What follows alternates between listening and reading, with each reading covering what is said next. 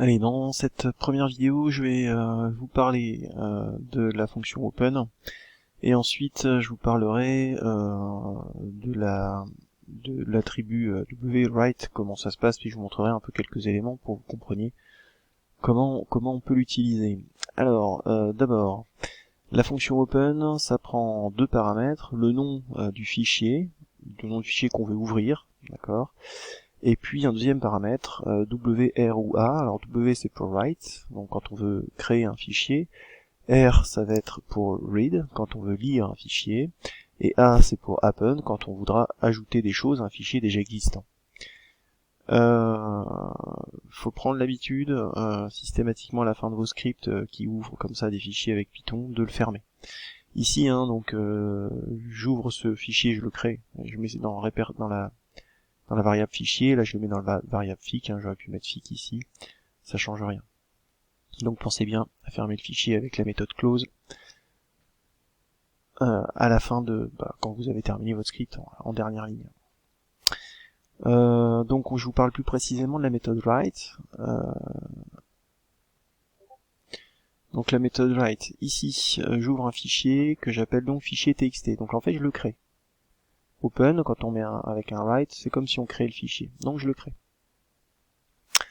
Qu'est-ce que j'écris dedans? Alors la méthode write, c'est pour écrire à l'intérieur du fichier, donc ça reçoit une chaîne de caractères. Le /n, c'est pour aller à la ligne, donc la NSI c'est vraiment top, à la ligne, même si les maths c'est vraiment génial, aussi. Je vais à la ligne, et là en fait j'écris la même chose que précédemment, mais avec une autre formulation en utilisant le plus.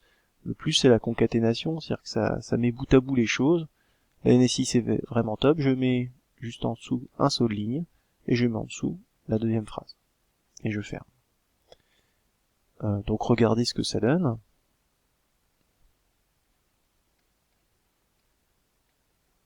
Donc ici, j'ai mon fichier, je le fais, je vais chercher mon fichier.txt qui doit être quelque part, il est là, je l'ouvre, et vous voyez qu'on a écrit donc deux fois la même chose, mais avec deux écritures différentes dans le script.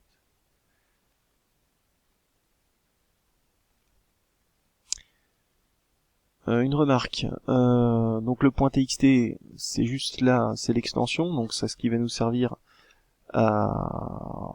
c'est juste que ça nous permettra de l'ouvrir avec un logiciel libre. Voilà.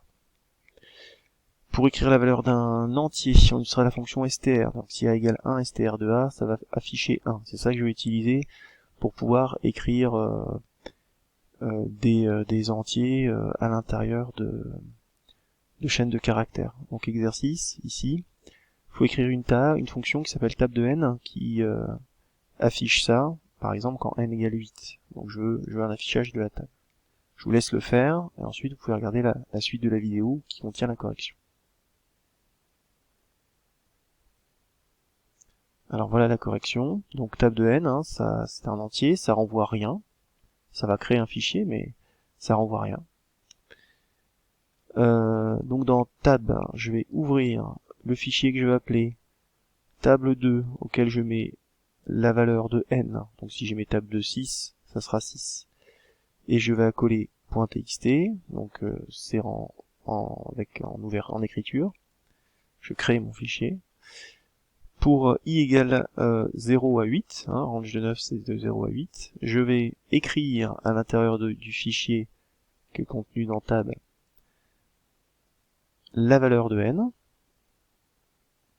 auquel je vais ajouter la croix qui va être pour montrer mon opération multiplication, multiplié par str de i plus 1, donc la valeur de i plus 1. Pourquoi i plus 1? Parce que i va de 0 à 8, et moi je veux un affichage de 1 à 9.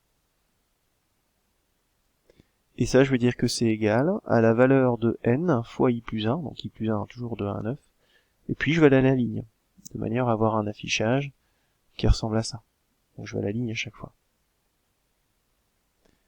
Donc on fait un essai, allez, table de 5. Je vais regarder dans mon répertoire, table de 5, il a bien été créé, je l'ouvre, et on obtient bien l'affichage voulu.